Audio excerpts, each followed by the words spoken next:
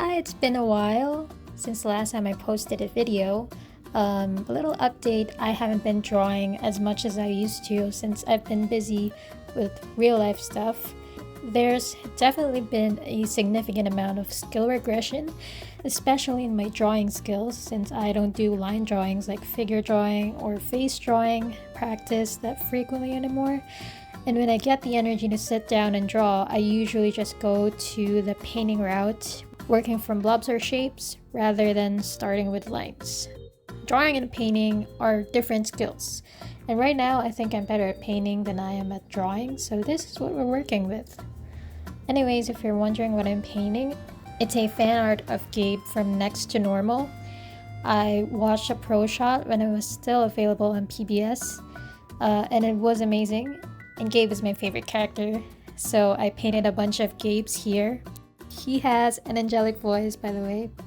I worked on the paintings for maybe an hour and a half each over several days. Not consecutively though, because some days I just couldn't be bothered or I was just too tired.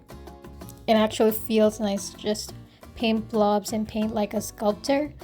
Like slowly seeing the shapes form is satisfying to me. And I also wanted to mention that I used minimal layers per Gabe or per separate drawing, because I wanted it to just feel loose and I really didn't want to stress myself out over where each layer is. So I only added new layers if I knew that I would be struggling to draw something directly on the layer with everything else. Like for example, if I was drawing the face, I would definitely add a new layer and draw on it, because I knew I wouldn't like how it turns out the first time, because it's harder for me to draw now since I don't really practice line drawing that much anymore. And it would end up repainting the head every time I make a mistake. So that's usually how I think when I add new layers. They're supposed to make my workflow efficient and not the other way around.